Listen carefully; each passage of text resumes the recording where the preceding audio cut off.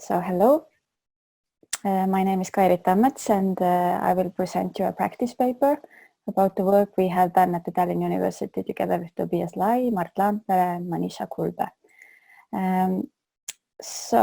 First about the context. So this is well known that the teachers' usage of digital materials has increased all across the world. And quite many teachers try to make effective use of technology in teaching and try to engage the students in innovative learning experience.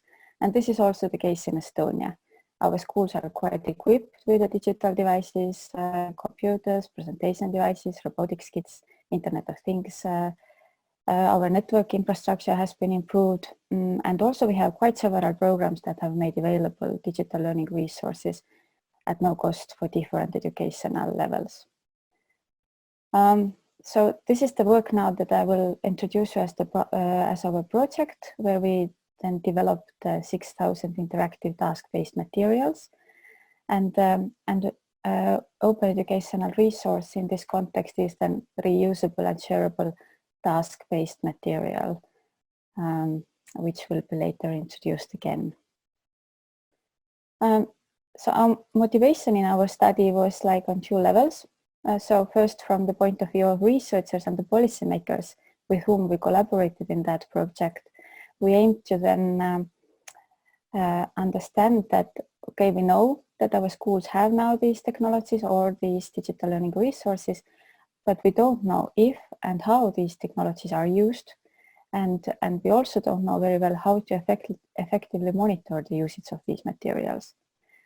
But not only, we were also interested in finding out that how to use this data that we have about those implementation of those materials and classroom practices, how to use this data to provide a meaningful information for the teacher about applicability and effect of those strategies in classroom practice. So the goal was to analyze the experience of our national level implementation of those open educational resources and to evaluate this learning analytics service that we developed for explaining the classroom practices. And the main research question that we had was that to what extent this service enables to understand the classroom practices that are involving the use of open educational resources. So a little bit about our infrastructure. So we used H5P interactive learning resource templates running on Drupal content management system as the main platform for authoring those resources. We actually further developed those H5P templates. We just didn't use them as they are because in some of the contexts like arts and music, they needed some new templates that didn't even exist. Or in natural sciences and mathematics, they needed formulas to be working, and then integration with the GeoGebra and so on. As we use this national level aggregator for the digital learning resources, this e-school bag, we also needed a service for exchanging this metadata of the objects between the e-school bag. And finally, then the school bag itself, this kind of aggregator where the students can just access the digital learning materials. Teachers are giving them some links. The students are interacting with the materials. Well, it was like this before anonymously, which was good for preserving the learner's privacy, but it created some difficulty for the learning analytics. What else did we use? So we used also La Planner. So that was planned for, it's like web application for the teachers to document those learning designs that they created for implementing those digital learning resources. We used Observata, which is actually an extension of the La Planner, and it enables to document the classroom observations based on those La Planner scenarios. And then we had those digital learning resources themselves. And from these we collected then XAPI statements based on the students' interactions with those materials. So the case study, which is part of our bigger project, was conducted from March to May 2018, when 32 teachers piloted with their students, more than 1,000 of them, resources in math, natural sciences, arts, music, and social sciences. So the tasks were developed together with teachers, but in this phase, in the piloting phase, then we kind of recruited teachers who would be ready to pilot those materials, and this was like publicly announced. Those teachers who were piloting, they were trained how to design the class, so we introduced some novel learning scenarios for them, but also technically how to use those materials, how to kind of like adapt them, how to change them, and also how to use the e-school bag as well, because not all the teachers have done it so far. So each teacher chose themselves what kind of materials they will pilot, depends on the curriculum where they were in that moment of time. But the only requirement was that they have to do some 3 to 5 pilot classes, which should be then reflected as well. And so beside analyzing the whole pilot group of those more than 1,000 students' experiences, and in order to better understand the possible usage of learning analytics service for teacher sense-making purposes, we also analyzed one case in more in-depth. That was history teacher who conducted 2 classes with 2 separate groups of students. And the data was extracted on these periods of times. It was 16 and 17 of April. And so the data we collected then was these intended learning scenarios, or those, what did they plan to do? It's quite difficult to say that there were some nice learning designs. Quite often there were some keywords only. And as some of the teachers, they piloted the lessons more than 5 times, then we didn't ask them all the time to create those lesson designs with a planner, and they were just encouraged to document those plans in Google form. So then we had those students' interactions with our digital learning resources in e-school bag. We had classroom observation data collected with Observata, and then after each class, teachers were asked to fill in the reflection form.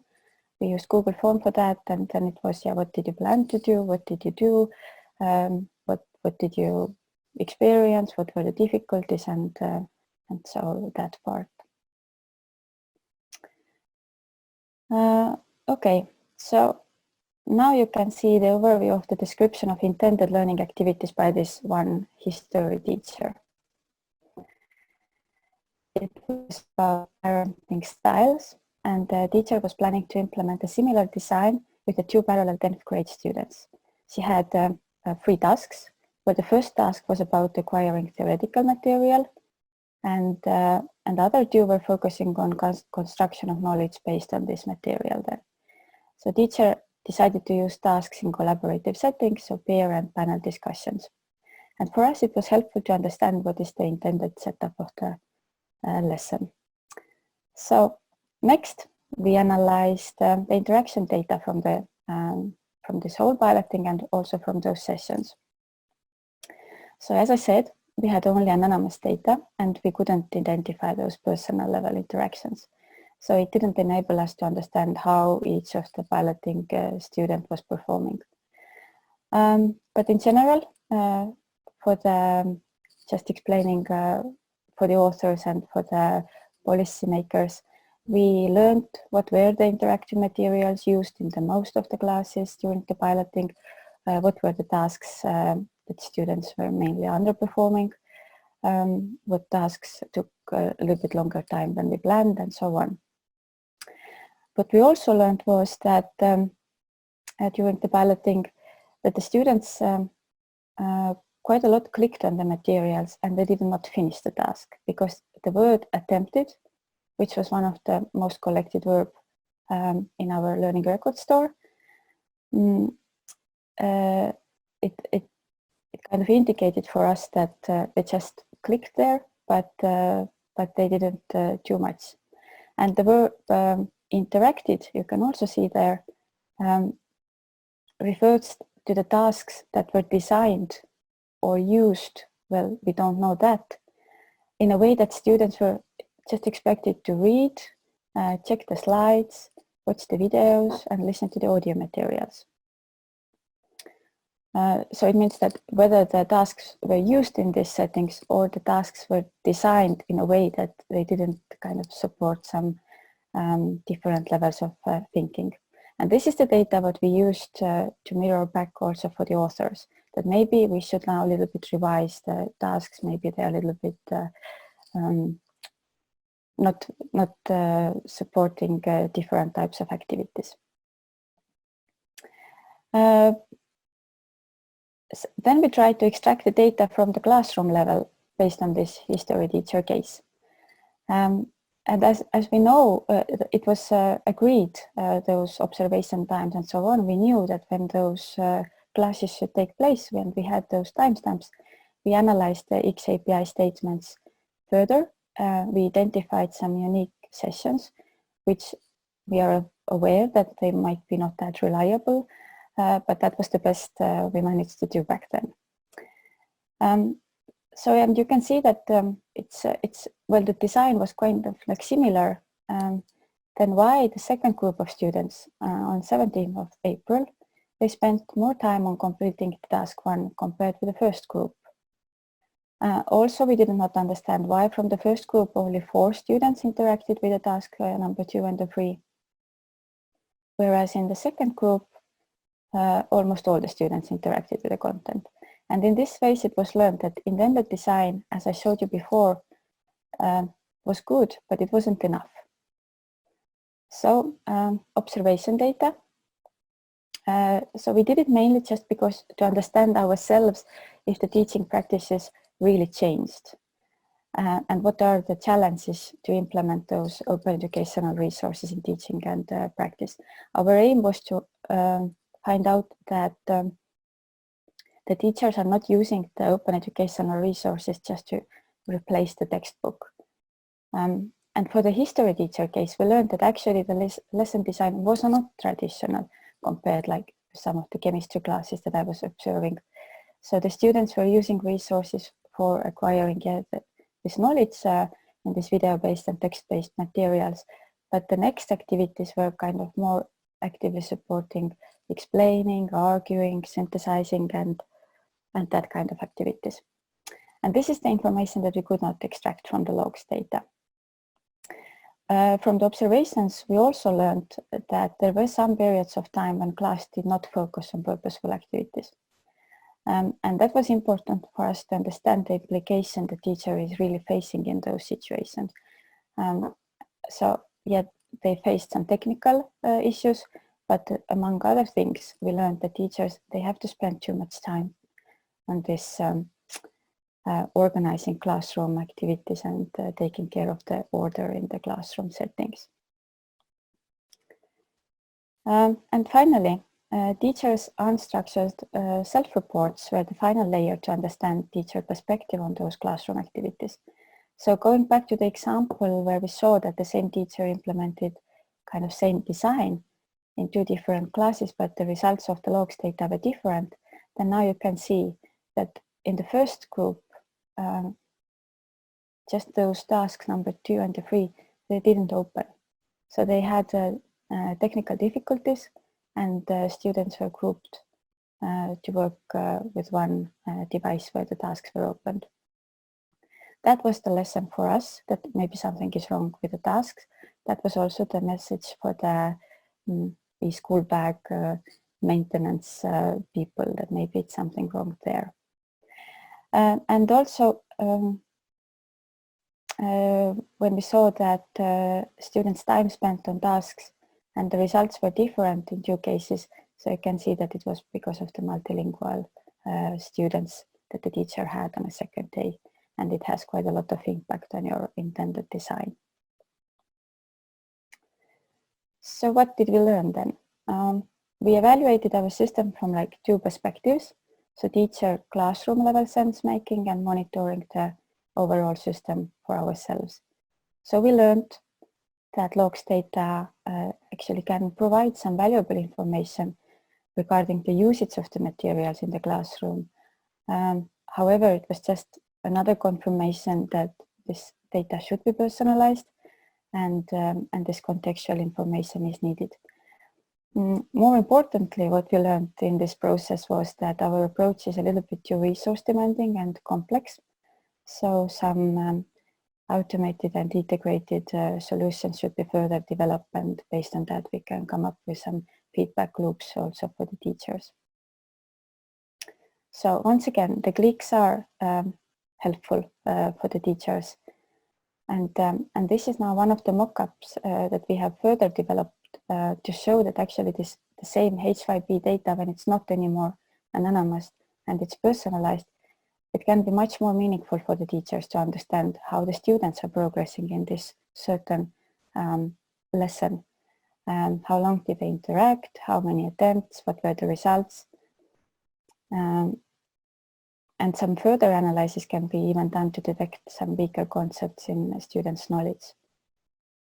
However, this nice mock-up without the contextual information does not reflect the actual learning or teaching process. And it doesn't help the teacher to understand what should she actually do now differently to change something in her teaching so that the practices would be more transforming for the students. And also this nice mock-up, it doesn't help us as a researchers or the policymakers who are doing the investments to understand how these TEL methods actually change the education. So that's why we propose that those tools that we have been working on, and I was mentioning before, this learning design and students and teachers self-reports and observations, students' interactions, they need to be integrated. And this teacher's reflection in action and monitoring of the practices can give some valuable insights. But also what we learned is that the data should be better integrated with some pedagogical and psychological constructs. And so this is my last slide. Yes, I'm still on time. And this is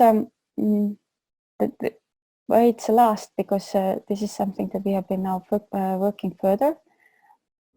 So we are integrating those input tools to create this shared data layer and come up with a dashboard for the teacher that could help make sense of the clicks and other classroom level collection of data. But now we will try to put some more focus when we are piloting and evaluating this system in the context of students' cognitive, emotional and behavioral engagement in math lessons. So that how to better design, implement and then sense make those learning practices that should enhance the students' engagement, which should then lead the students to more meaningful math learning experience. We are together with the teachers designing those practices that should then lead to the engagement. Also the tasks that should somehow put the students a little bit more kind of not just clicking in those interactive tasks, which we also learned from the piloting, but a little bit maybe think on different levels. And also what is the feedback then that would be meaningful for the teacher.